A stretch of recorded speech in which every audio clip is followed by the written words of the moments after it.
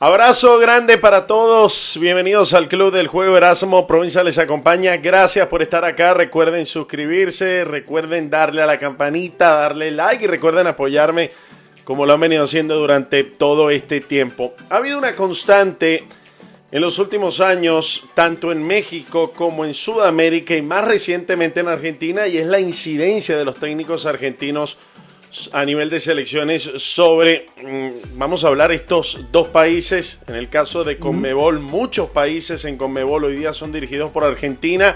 Recientemente en México hubo la transición Tata Martino, Coca, dos argentinos. En Venezuela lo estamos viviendo actualmente con Fernando Bocha Batista. Arrancaron de la mano de Pekerman, categorías inferiores manejadas también por seleccionadores argentinos, recientemente sub-20 con Colochini, ahorita Baliño con la sub-23 que se está encargando de la sub-17. Y para hablar del tema, un periodista mexicano, gran amigo, le quiero dar la bienvenida a Sergio Dip, porque si hay alguien que ha vivido el fútbol mexicano a nivel de selecciones, a nivel de clubes y que también tiene una opinión bastante particular de este tema, eres tú, Sergio. Un abrazo. Hermano, un abrazo para ti y para toda tu audiencia, un gusto como siempre. Que quede claro desde ahora que no tenemos nada en contra de los técnicos argentinos. Por favor. Pero tenemos todo en contra de que no se estén dando los resultados. ¿De acuerdo? Podemos partir de ahí, hermano. Porque si México pasara de la Volpe al Tata Martino y del Tata Martino a Diego Coca, porque estuvieran dando grandes resultados, uno no tendría nada que cuestionar. Pero no ha funcionado la fórmula, al menos en México, hermano. Sergio, se habla de resultados, lógicamente uno entiende que los resultados parten fundamentalmente del resultado per se, de victorias, empates, derrotas. Algunos apuntan a resultados al manejo de un proyecto, a manejo de las bases. En el caso de México, ni lo uno ni lo otro. Es cierto. Yo también no quiero culpar solo a los seleccionadores nacionales por los fracasos, porque claramente la Liga MX tiene sus propios problemas. Más que soluciones para la selección, ofrecen problemas, hermano. Como que 12 de los 18 equipos que hay en la liga avanzan al repechaje y de ahí a la liguilla. Como que ya no hay ni ascenso ni descenso. Como que hay un sin número de no nacidos en México jugando en Liga MX, etc. Pero mi punto principal es, no sé cómo lo veas tú, la fórmula no ha funcionado, hermano. No han dado resultados. El Tata viene de una actuación desastrosa. O sea, México llevaba 7 mundiales seguidos saliendo vivo de la fase de grupos, metiéndose a octavos de final. 7 mundiales, hermano. Le pagas más que nunca a un técnico de un perfil muy alto como el Tata Martino y se queda en fase de grupos. En serio, y apuestas por otro técnico argentino de inmediato. Eso es lo que a mí no me gusta, ¿no? Hubo un cambio entre Tata Martino y Coca porque a Tata se le pidió y se le exigió que viviera en México, que acudiera a los partidos de la Liga MX, al menos a las primeras de cambio. Diego Coca se le ha visto en los estadios del fútbol mexicano, desconozco si vivía ahí, sé que Tata no vivía en México, pero ¿qué se dice de Coca? ¿Va a vivir, se va a establecer en México? Sí, ya llevaba unos años en México porque había estado dirigiendo en la Liga MX. Sí. Creo que esa es una de las grandes diferencias del Tata y de Coca, positiva a favor de Coca. O sea, yo le quiero dar el beneficio de la duda, pero cuando me hablaste, hermano, para platicar de esto aquí en tu espacio, lo que hablábamos por WhatsApp es, yo lo veo así. ¿Por qué si vienes de un técnico extranjero tras otro, no le vuelves a dar oportunidades a un mexicano? Sí. Ese es mi punto.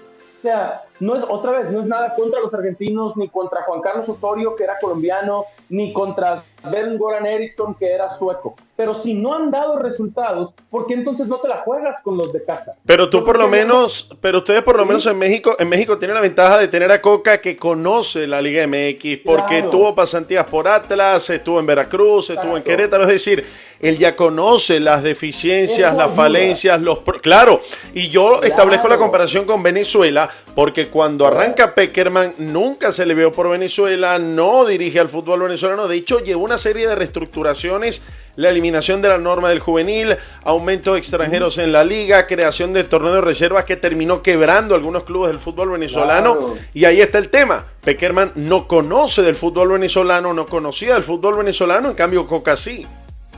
Sí, y eso ayuda a Diego Coca, pero solo de entrada para darle el beneficio de la duda, porque lo que necesita es entregar resultados, porque México además, y este es un happy problem, vamos a decirlo así, México como será anfitrión del próximo Mundial junto con Estados Unidos y con Canadá, pues hermano, no va a haber proceso eliminatorio convencional. Entonces no va a haber un termómetro, no va a haber una vara para medirlo.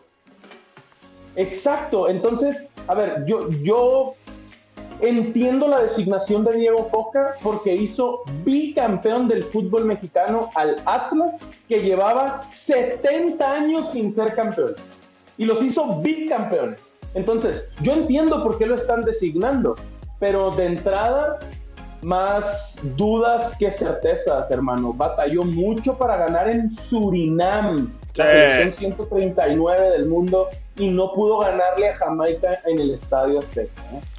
¿Pega más el no haberle ganado a Jamaica o el haber perdido en el Azteca? ¿Qué pega más, Sergio? Pues no haberle podido ganar a Jamaica, creo que es un mal mensaje, la verdad, un mal mensaje. Y a ver, va iniciando y no ha tenido mucho tiempo para trabajar, pero a mí, yo entiendo que hoy los argentinos son campeones del mundo, pero lo de los técnicos argentinos no es nuevo. Entonces, yo invitaría y he invitado en México a voltear hacia otros países. Si la fórmula se ha desgastado más de lo que ha funcionado, ¿por qué no apostar por técnicos brasileños? ¿Por qué no apostar por técnicos españoles? Si lo que quieres son extranjeros, veo otras tantas opciones de fútbol exitoso a nivel mundial, la verdad.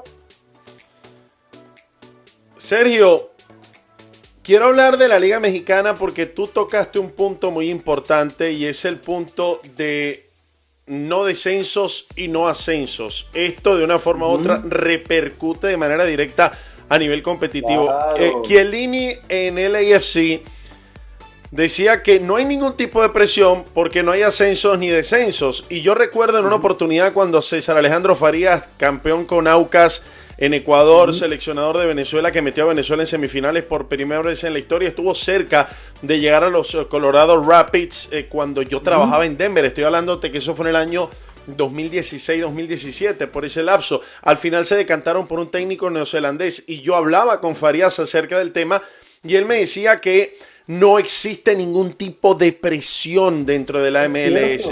Los Rapids no sienten presión porque es el mismo grupo, no sé si actualmente lo son, pero era el mismo grupo que eran dueños de los Denver Nuggets y de los Colorado Avalanche. Es decir, los Rapids eran, como quien dice, un equipo más de un grupo que se enfocaba más en los Nuggets y en el Avalanche que en los Rapids como tal. Esto afecta al fútbol mexicano a nivel competitivo, pero no a nivel económico, porque los clubes dicen, no es lo mismo el presupuesto de segunda que el presupuesto de primera, pero si no hay ascenso ni descenso, todos van a tener los mismos beneficios. Claro, pero, y entiendo el punto y coincido contigo. Volteamos a ver al primer mundo futbolístico. Sí. Si en las grandes ligas de Europa hay ascenso y hay descenso, y no solo se va un equipo, se van dos o se pueden ir tres, si pierden ese último partido. Si así se hacen las cosas en el primer mundo futbolístico, ¿por qué no imitamos eso? No es tan difícil, no hay que inventar nada, solo hay que copiar ese modelo. En cambio, estoy de acuerdo contigo, vives en una zona de seguridad, en una zona de confort, porque no hay... Si no eres campeón, no arriesgas nada. Objetivo, no pierdes nada, correcto, no pierdes nada. No, y no arriesgas, Sergio, porque no arriesgas absolutamente nada. ¿Para qué? Da igual ganar o perder, vas a mantener la categoría. Exactamente, y entonces justo a lo que quiero llegar es cuando llega una competición de primer nivel, de máxima exigencia, si el futbolista no está acostumbrado en el día a día a convivir con esa presión, con esa obligación, con esa exigencia, pues ¿cómo es que va a encender un switch o cómo queremos que de la nada entienda que que hay que resolver una situación apremiante. No se puede, no es tan fácil. Por eso coincido, el ascenso y el descenso son fundamentales para el día a día de una liga, la verdad. Realidad del fútbol mexicano también en cuanto a los jugadores, Sergio, y esto lo quiero hablar contigo y en parte compartir un poco también de la realidad de Venezuela, porque uno de pronto le exige a los técnicos, exigen demasiado no solo técnicos, sino cuerpo técnico, y de pronto uno hace los señalamientos a la federación, pero también hay que ver a los protagonistas dentro de la cancha, a los jugadores. Cierto. El tema de los jugadores en México, porque 7 años clasificando octavos, pero el tan ansiado quinto partido les ha sido esquivo desde siempre. Erickson, La Volpe, Osorio, Hugo Sánchez, muchísimos han pasado, pero la realidad sigue siendo la misma. Muchos pasarán y a lo mejor la realidad sigue siendo la misma, tratando de medir con la misma vara a los técnicos y a los jugadores. ¿Qué pasa en el fútbol mexicano? ¿Qué pasa con los jugadores? Además del ascenso y del descenso, los jugadores viven en una liga, en un país en el que se gana muy bien, en el que ganan millones, hermano, en plural, de dólares al año. A nivel de Brasil, aquí en el continente. Exacto, y entonces no hay una urgencia tampoco, ni esta como hambre por salir de la liga, por ir a ganar más dinero a otro lugar. De hecho, muchas veces los futbolistas se van de México a Europa sacrificando parte de tu sueldo. Y esos son los que marcan diferencia. Esos son de los que nos acordamos con el paso del tiempo. Entonces presentas un gran punto. Me gusta mucho lo que pones sobre la mesa. No solo son los técnicos y los directivos que los contratan, son los futbolistas que viven cómodos en México, que hay una gran calidad de vida que les da ser futbolista en la Liga MX. Y ahora entra otra de las diatribas que en los últimos años se ha hablado, aquellos románticos que de pronto señalan a todos los que juegan por amor al fútbol, por el amor a la superación, y hoy día que el fútbol se ha vuelto un negocio en demasía. ¿Sientes que de pronto el futbolista mexicano vela más por el aspecto del negocio que por el aspecto competitivo?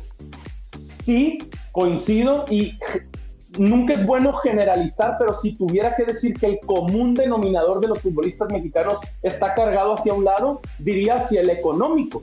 Y también, hermano, es su dinero, es su familia, sí. No hay que cuestionar. Es su futuro. Es su futuro, el de sus siguientes generaciones, etcétera. Entonces, es una línea muy delgada. Como todo en la vida, habría que buscar el equilibrio, que te vaya muy bien en lo económico, aunque no te vaya extraordinariamente bien, pero que en lo deportivo puedas crecer. Y ahí cada quien sus prioridades. Y ahí por eso digo, es respetable y a la vez no podemos cuestionar. Cada quien sus prioridades. Pero ¿sabes otra cosa, hermano? Yo creo que la realidad del fútbol mexicano es top 16 del mundo, octavos de final. Este es el fútbol mexicano. Si tomamos en cuenta su liga y si tomamos en cuenta su selección, que México se meta constantemente a octavos de final, me habla a mí de que México está entre esas 16 mejores selecciones del mundo. Más cerca de la 16 que de la 1, evidentemente, porque se quedan en octavos de final. Pero creo que esa es su realidad también, Erasmo. Honestamente lo creo. Ahora, que meterse a cuartos de final mundial tras mundial no es real la expectativa. México no es un país top 8 de fútbol a nivel del mundo. Ahora, no quiero llevarte a la contraria, Sergio, pero sí quiero lanzar a lo mejor esta apreciación muy personal, y yo también quiero escuchar un poquitico de tu punto de vista, porque hay una realidad, y yo creo que es una realidad inobjetable. En CONMEBOL son Estados Unidos, México y uno que otro outsider. Lo fue Canadá, como en su momento lo fue Costa Rica, como lo han sido otros tantos. Pero yo creo que en cuanto al sentido estricto de obligación, México se tiene que meter al Mundial sí o sí. Ya en los mundiales hay selecciones que, dependiendo de la conformación de los grupos, hay excepciones, porque en el Mundial de Rusia a México le tocó un grupo muy complicado y terminó dejando afuera a Alemania. O sea, eso hay que aplaudirlo también. Pero también en lo que es la concepción de los mundiales, generalmente las selecciones de gran o mediano cartel tienen obligación. Y México es una selección de mediano cartel que tiene obligación de clasificar a octavos de final. Pero el sentido competitivo en CONMEBOL es distinto. Yo he escuchado muchos programas de debate, Fútbol Picante, Joserra, Faitelson, en donde ellos de pronto hablaban y analizaban, y quiero escucharte, que si en América se hiciera de una forma unificada unas eliminatorias, México se hubiera perdido uno que otro mundial. o más que uno y que otro, hermano. Yo coincido con eso, porque otra vez, en esta zona de seguridad en la que viven los futbolistas, imagínate ir a meterte a Argentina, a Brasil, a la altura, en Bolivia, a Uruguay, etcétera. Por supuesto, y ahora no pesa el Estadio Azteca, que eso es todavía más preocupante, y ese es otro muy buen tema. Claro que tiene que ver con los manejos y los futbolistas, etcétera, pero otra vez, México hace unos días no le pudo ganar a Jamaica en el Estadio Azteca. Entonces, sí creo que México se hubiera perdido algunos, en plural, algunos mundiales, pero que a largo plazo eso sería lo ideal. Porque si tú te acostumbras al roce a nivel de clubes, de lógico, y Copa Sudamericana, y a nivel de selecciones, Copa América en lugar de Copa Oro, eventualmente México iba a entender que tenía que ajustar algunas cosas en su liga y en su selección, y pegarían el brinco de calidad real, a lo mejor sí, quizá top 8, ¿por qué no? Entonces la zona de confort es dual, porque la zona de confort es para los jugadores que no deben salir de su liga, pero también para la federación, que siempre tiene dinero garantizado por Copa Oro, en donde van a figurar, dinero garantizado por Conca Champions, en donde siempre van a figurar. Entonces lo que es la zona de confort se ve por todos lados. Sí, y es una zona de confort dorada, ¿no? Para ellos, llena de billetes verdes, de dólares, que es lo que buscan, que por eso juegan partidos amistosos en Estados Unidos en lugar de en México, cada fecha FIFA que se puede. Vale madre quién sea el rival. Ellos quieren ir a Estados Unidos a hacer dólares, ¿me explico? Y ahí es donde tú, entonces, priorizas lo económico, pues vas a ceder en lo deportivo, que yo entiendo, y yo sé que tú también, Erasmo, que entendemos perfecto que el fútbol es un negocio monumental a nivel mundial. En eso estamos todos de acuerdo, pero sí creo que hay que buscar el equilibrio, y como ese sweet spot, como ese punto medio entre lo económico y lo deportivo, porque honestamente, en un país de 130 millones de habitantes como es México, que no pueda sacar 23 futbolistas competitivos para en un mundial meterte a cuartos de final, algo estás haciendo no mal, sino muy mal. Quiero retomar y repito lo que iniciamos hablando de la incidencia del fútbol argentino, y yo creo que a todos los niveles. Puedo iniciar con el nivel periodístico, porque al menos nosotros que disfrutamos durante mucho tiempo la señal de ESPN Sur, nos contagiamos del fútbol argentino. Ya de un tiempo para acá empezamos a verte a ti, empezamos a verlos a ustedes, a José Rafaitelson, a Carolina Padrón, gran amiga que le mando un beso, ya sabe que la quiero muchísimo, pero la incidencia del fútbol argentino o de la argentinidad ha sido total y plena, al menos sobre Venezuela, en cuanto al sentido periodístico, futbolístico, incluso los modismos que se adoptaron en Venezuela son fieles al fútbol sudamericano, al fútbol argentino. Y ahí entramos en la diatriba también de la incidencia en cuanto a los técnicos se refiere. 7 de las 10 selecciones de Conmebol el año pasado fueron dirigidas por argentinos. Hay un libro de una persona que se llama Jürgen Klarich, cuyo título, y yo que tengo 2 años dedicado al mundo de las ventas aquí en los Estados Unidos, me leí ese libro, es Véndele a la mente, no a la gente. Y pareciera que esa es la estrategia de los técnicos argentinos, de venderle la idea de que son los mejores a los directivos, y los directivos compran ese discurso. Lo hacen muy bien, y eso no es para criticarlo, es para resaltarlo. No, en absoluto. Exacto, creo que podemos aprender de ellos que se venden muy bien, y esa es una de sus fortalezas. Luego, claro, lo ideal es que lo respaldes con resultados, ¿verdad? Ese es el mundo perfecto. Pero además de parecer, que es el primer paso, parecen de verdad todos los técnicos, creo, a mí nunca han venido, yo no tengo un equipo de fútbol, a mí nunca han venido a venderme sus servicios o su proyecto como director técnico, pero creo que tiene que ver con que de entrada parecen grandes entrenadores, por cómo hablan, por cómo se visten, por cómo se venden, y eso se los tenemos que destacar, reconocer, resaltar, etcétera. El problema es que luego no entreguen los resultados, y a mí lo que no me gusta es que por darle oportunidad a extranjeros se le limiten o nieguen oportunidades a mexicanos que se están preparando muy bien. que quizá, y aquí hermano, no es nuestro negocio porque no nos dedicamos a esto, quizá lo que necesitan técnicos mexicanos o técnicos venezolanos es aprender a venderse. Total. Justo eso es lo que les hace falta. Bueno, porque en el caso... saben. En el caso de los venezolanos yo creo que pesa muchísimo el tema del pasaporte. A ustedes eso no les pasa porque ustedes han tenido figuras del fútbol no solamente de hoy, sino de otrora, en las grandes ligas europeas y cuando tú... quiero establecer una comparación sencilla. Chicharito jugó en el Real Madrid. Ningún venezolano ha tenido la oportunidad de jugar en el Real Madrid, ni siquiera al menos de pulir el banco, porque Chicharito siempre fue una segunda opción, pero cuando le tocaba salir a resolver, resolvía. Y si nos vamos años atrás, Hugo Sánchez, referente en el Real Madrid, nosotros hace años, en la era de Hugo Sánchez, no teníamos a ningún venezolano en equipos de Europa, a nivel, ni siquiera yo creo que mediana tabla, a nivel de élite. Entonces, hay una diferencia que al venezolano le pesa el pasaporte. Y hablar de los resultados con los argentinos es... Algunos los respaldan, porque si uno revisa, por ejemplo, Scaloni, campeón del mundo, Gustavo Alfaro con Ecuador consiguió el boleto al Mundial, Gareca en su momento consiguió el cupo al Mundial. Es decir, hay técnicos que saben vender su discurso y que también obtienen resultados. No pasó en México, no pasó en Venezuela y nosotros recientemente lo estamos viviendo. Porque de salir, y yo lo he dicho en reiteradas oportunidades, Sergio, de salir de tener el cuerpo técnico más caro en la historia de la selección venezolana de fútbol con Pekerman, pasamos a tener a un técnico que va a debutar como técnico profesional con la selección de Venezuela. Y eso es algo que a mí me hace muchísimo, muchísimo ruido. Y yo se lo dije a Jorge Jiménez, el presidente de la Federación Venezolana de Fútbol, se lo dije en una llamada telefónica. Estás cometiendo un error desde mi perspectiva, porque no podemos ser conejillos de indias, no podemos ser ratas de laboratorio.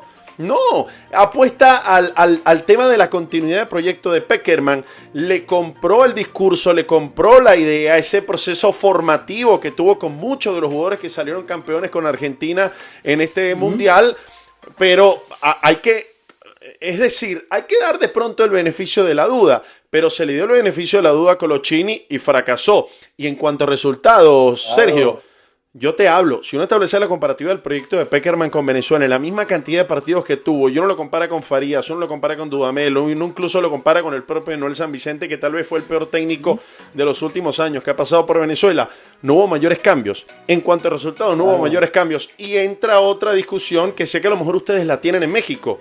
Es culpa del técnico, pero también es responsabilidad de los jugadores. Y ahí es donde hay que atacar también procesos formativos, procesos de estructuración de la liga, el hambre de la liga, el hambre de los jugadores.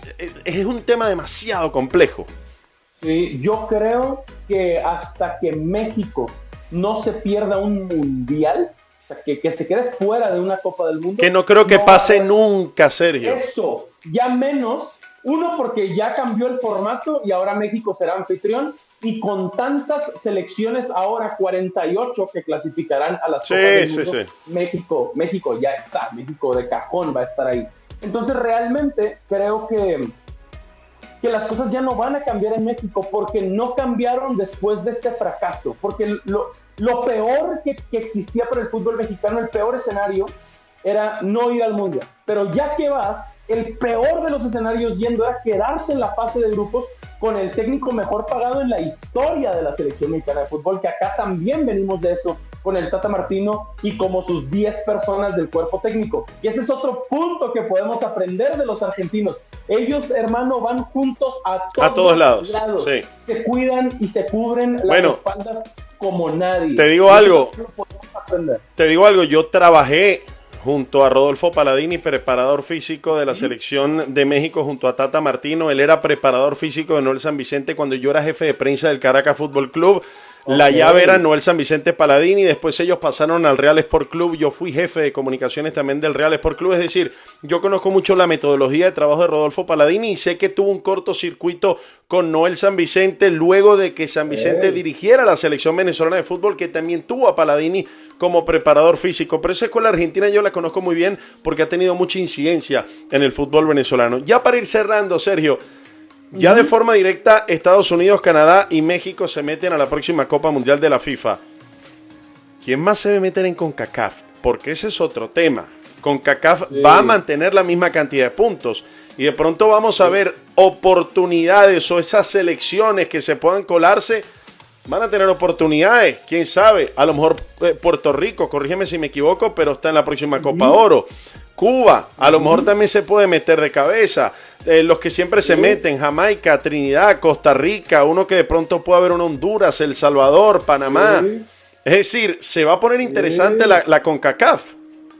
Sí, porque se abre completamente el panorama con estos 3 clasificados directo. Yo metería la conversación a Guatemala. Muy bien. Evidentemente tienen pues su historia futbolística y hoy en Luis Fernando Tena tienen a un técnico mexicano con muchas ganas de trascender y es el que ganó el oro olímpico en el 2012 en Londres contra Brasil y es un técnico que ha ganado sus títulos en Liga MX en México, entonces agregaría a Guatemala en la conversación, pero otra vez, ya con eso, nada contra ellos, evidentemente, con todo el respeto, selecciones así veremos que rellenarán la Copa del Mundo y en su país, hermano, en su país será una celebración durante el Mundial y eso está bien, claro, pero evidentemente son selecciones de relleno. No, es que hay dos ópticas, Sergio, está la óptica deportiva y está la óptica del espectáculo. En cuanto a la óptica deportiva, un mundial con 48 selecciones, ojo, vamos a ver una fase de grupos con resultados de escándalo,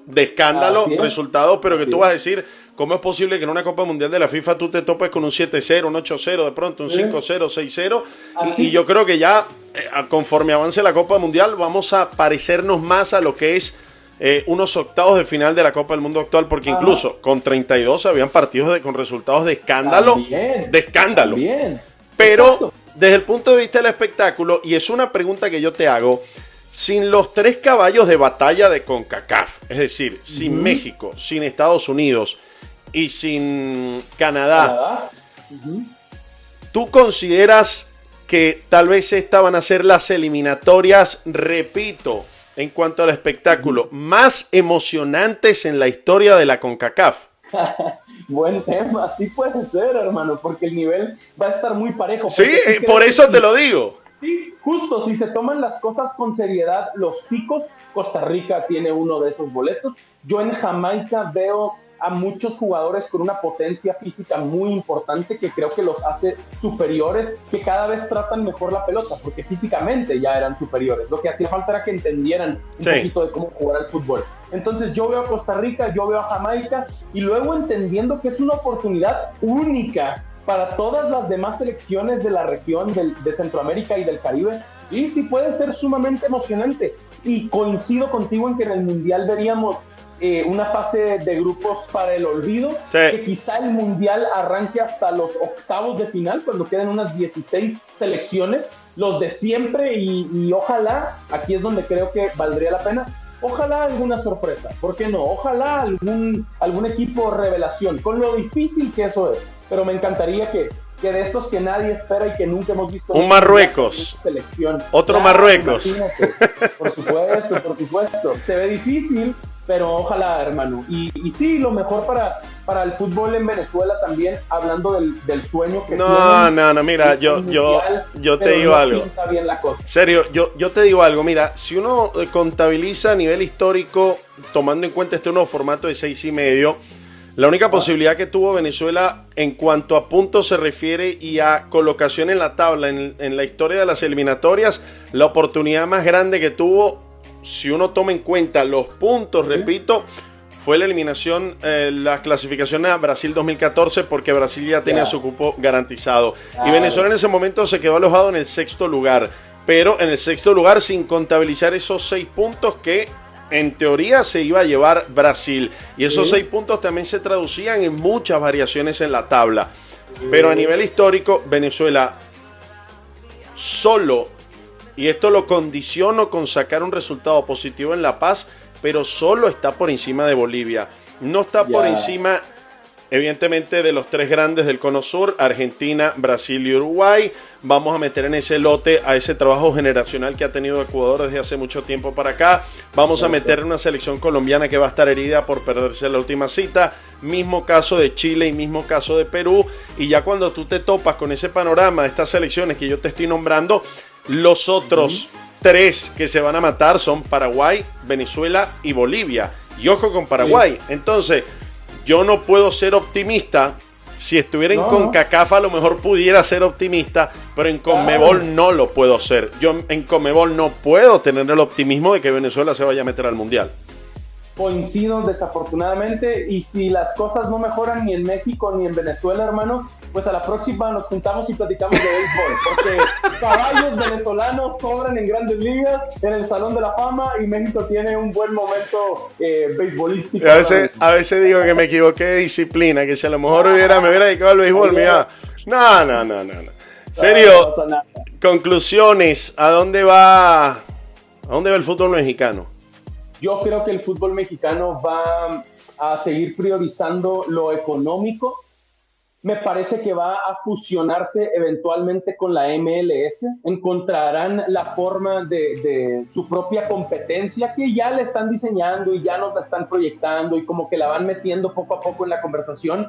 Y no le gusta a los medios de comunicación mexicanos y no le encanta a los aficionados, porque saben que ahí tampoco hay crecimiento deportivo, que ahí puede haber todavía más mejoras económicas, pero crecimiento deportivo no es con la MLS. Entonces creo que México va hacia allá, que están esperando a que se despresurice un poquito el tema, y en México somos especialistas en esto. Como que filtramos por ahí la noticia, ponen el tema sobre la mesa, se vuelve loco todo el país, todos reaccionan, todos se molestan, dejan que pase un tiempo y luego hacen lo que quieren hacer. Y eso es lo que va a pasar. México se va a aliar con Estados Unidos y más de lo mismo, hermano, la verdad, más dinero, sí, y el mismo nivel del fútbol mexicano. ¿Le hace falta a México y a los clubes mexicanos volver a la Libertadores? Por supuesto, le urge volver a la Libertadores, a la Sudamericana, a la Copa América, pero claro que sí, porque ahí está la competencia. Pero otra vez, ellos saben que ahí no están los ingresos, que los ingresos están jugando partidos amistosos en Estados Unidos y llevando a la selección o a los clubes mexicanos, porque eso es algo muy atractivo que no pasa en ningún otro país en el mundo. México es local en 2 países diferentes, o sea, en México y en Estados Unidos. Entonces, prefieren llevar a la América, a las Chivas, al Cruz Azul, también a jugar amistosos en Estados Unidos, o juegos de Leagues Cup o juegos de Conca Champions, que llevarlos al sur a foguearse, a crecer, a experimentar, etcétera, a mejorar deportivamente. Más de lo mismo, hermano, más de lo mismo. Qué gusto que me hayas acompañado nuevamente. Un recuerdo de la plática que tuvimos hace un tiempo de Tom Brady. Ahorita nos tocó hablar de fútbol. Pero gracias, hermano, por tu disposición, por tu humildad. Y cada vez que te escribo, brother, me encanta tu vibra. Vamos a darle, y esa es la idea. Y gracias por estar acá, hermano.